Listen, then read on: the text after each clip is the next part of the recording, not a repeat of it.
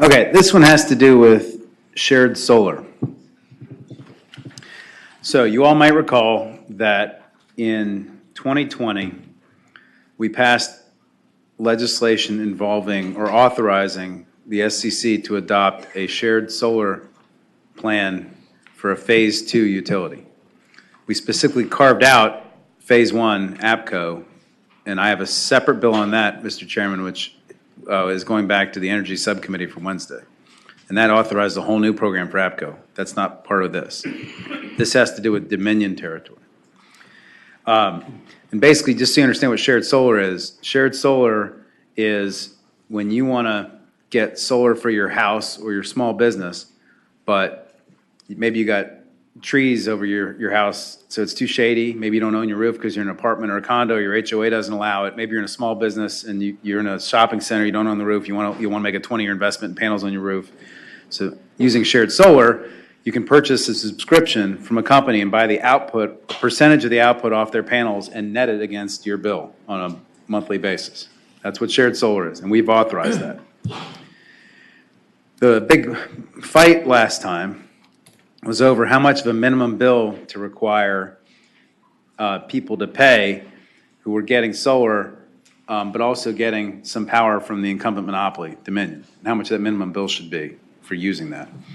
Because they still need those wires and those power plants and everything else to provide their power when the solar panels aren't generating solar, right? When we deal with the net metering situation, when somebody has the panels on their own roof, that's what their standby charge is. But for this, we call it a minimum bill. So this went to the State Corporation Commission, who litigated it, and it was litigated in front of them, and they came out with a minimum bill which was an average of $59 a month for a single-family home. It's less than that for a townhouse, less than that for an apartment condo. The solar providers say that they can't get any projects financed with a minimum bill that's that high, and they also feel like the SCC did not consider any of the benefits that come with solar vis-a-vis what we do right now. So things like, you have reduced transmission costs with shared solar because the solar projects are typically 5 megawatts, about 30 acres, and they're spread all over the place. And so you have parts of the grid that stay powered. You don't have to rely as much on transmission lines. Solar power is cleaner than natural gas or coal power, and so there's less health benefits, climate change effects, all that stuff. The SCC did not consider any of that from their perspective in determining that minimum bill. That's mainly what this bill seeks to address. So that's the one thing it seeks to address. The other piece, here's the other problem this bill is addressing, is that the bill also had a program for low-income customers. And it said that any low-income customer doesn't have to pay any minimum bill at all.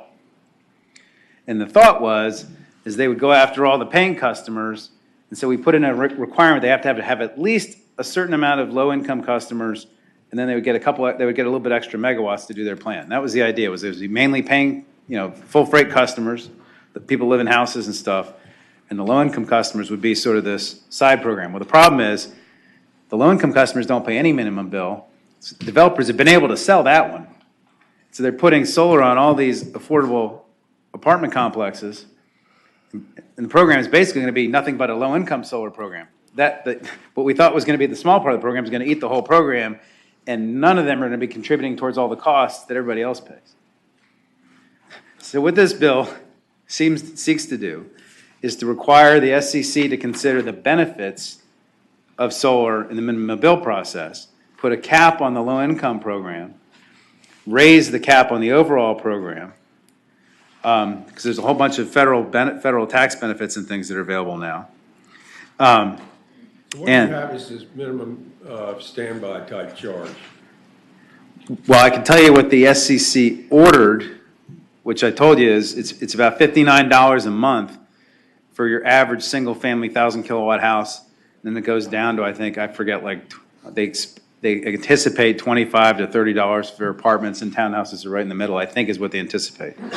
And the solar developers say that they can't get a project financed at that type minimum bill. I believe the minimum standby charge is like under $10, I think, for if you have panels on your own house, I think. So this is much higher than that. I can tell you that this is probably the substitute you have before you, I think is like the fourth draft of this. We've been engaged in conversations with Dominion about it now for probably 2 months, and it's gotten especially, heavy in the last week or two. Those conversations have continued. We're not at home plate yet. We don't have peace in the valley yet, but there's an optimism that we can get to peace in the valley. And so the hope is that we pass this bill, keep the process moving, and we continue to deal with this, and you'll probably see this come back different if the other side thinks we need to continue the conversation. That's the expectations. And I can get more specific about any of the details if you all need me to, but again, these details keep moving around. Mr. Chairman, do we have I don't see a substitute. It's online. Okay. You have an hour. All right. We need to adopt the substitute. So moved. Motion and a second to adopt the substitute 1266 and 1266. All those in favor? Say aye. Aye. Opposed? All right. Substitute's adopted. So your minimum charge that you pay to the utility company is $59? If you're not low-income customers don't pay any minimum charge. If you live in a house like Dick Saslow lives in, I've been to your house, you'll probably be about $59. Okay? If you live in an apartment, probably closer to 30. Right. And that's before you get a single electron under existing law. That's how it will work. Right. But under this law, that all changes. And it's more complicated. I can get into the complexity if anybody wants me to, but it's complicated. All right.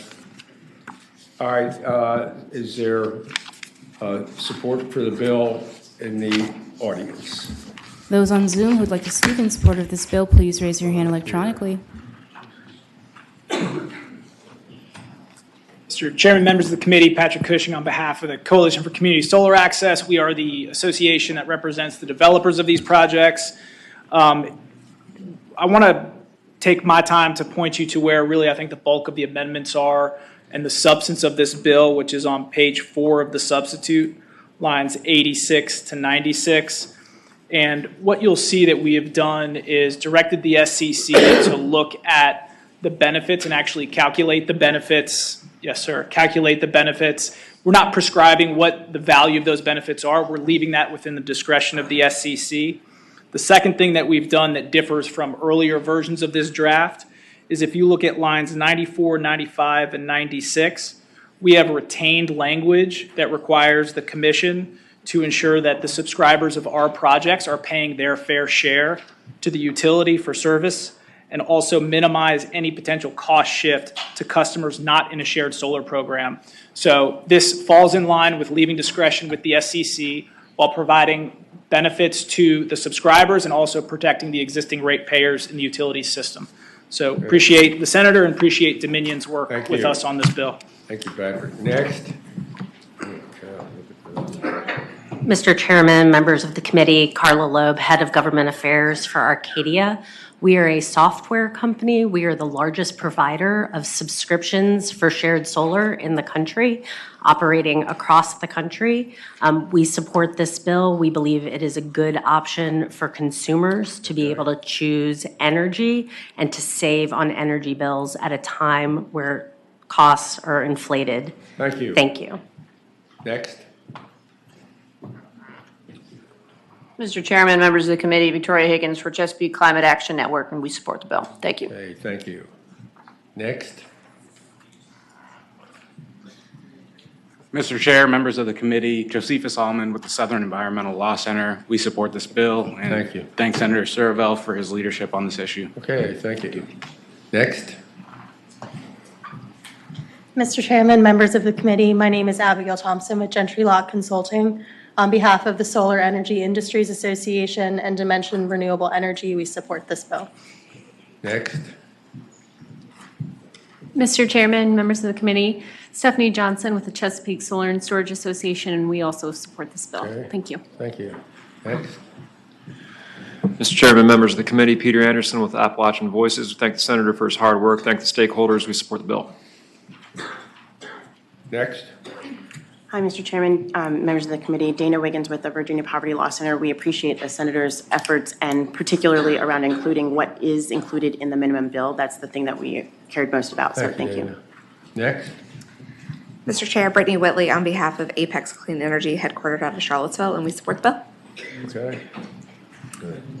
Good evening, Mr. Chairman, members of the committee. Tanisha Griffin, New Virginia Majority. We support the bill. Okay. Next. Mr. Chair, Kim Jermaine with Advanced Energy United. We support the bill. Okay.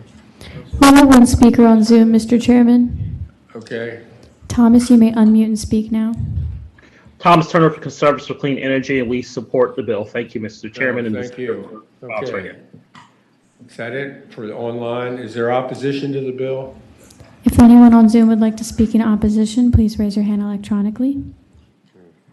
Mr. Chair, members of the committee, Catherine Bond with Dominion Energy, with gratitude to the patron, we do believe we can continue to work through this if it proceeds through the process to address concerns we have, including the stricken language at the beginning of Section D, which today says that the customers that are part of the subscribing programs should pay all of the infrastructure and services costs associated with the utility providing service to them. Our concerns are related to shifting costs to non-participating customers. The State Corporation Commission has conducted a proceeding to minimize that. And again, supportive of working through the process and are confident we can continue the discussion. But what did you say? We're supportive of the bill continuing to move through the process, Senator, and are confident we can work through the concerns that we have on the bill. Mr. Chairman. In other words, you think you all can get this totally worked out in the process? Mr. Chair, yes, sir. Mr. Chairman. Okay, thank you. Mr. Chairman. Senator Newman. So my concern is cross shifting, right? So as the bill's written now, not as it might be later on, are there any stranded costs or any other costs that someone that selects to do this can be transferred to the rest of the ratepayers, including the low-income ratepayers? So people in my area, if someone decides to do this, are there any people that those costs are going to be switched to because they made that choice? Mr. Chair, I would respond to Senator Newman that that is also Dominion Energy's concern. I would point you to the language in the beginning of Section D. It says the calculation of individual customers' minimum bill shall be based on the kilowatt hours billed by the utility rather than the subscriber's portion of the shared solar facility. It also enumerates a number of benefits that have to be quantified without now enumerating the costs. As part of the original proceeding, the Commission was allowed to consider both and came up with a minimum bill that they, in their view, minimized cost shifting to other customers. What we want to ensure is that we don't have a situation where somebody is subscribing to 1,000 kilowatt hours, utilizing 1,000 kilowatt hours from the grid, but then paying nothing because in effect they net out. So again, confident we can work through that with continued discussion with the Senator and proponents of the bill. Okay. All right. Bill is the substitute. Did we adopt a substitute? Substitute is before us for 1266. There's a motion and a second to report Senate Bill 1266 in the form of a substitute. All those in favor vote aye.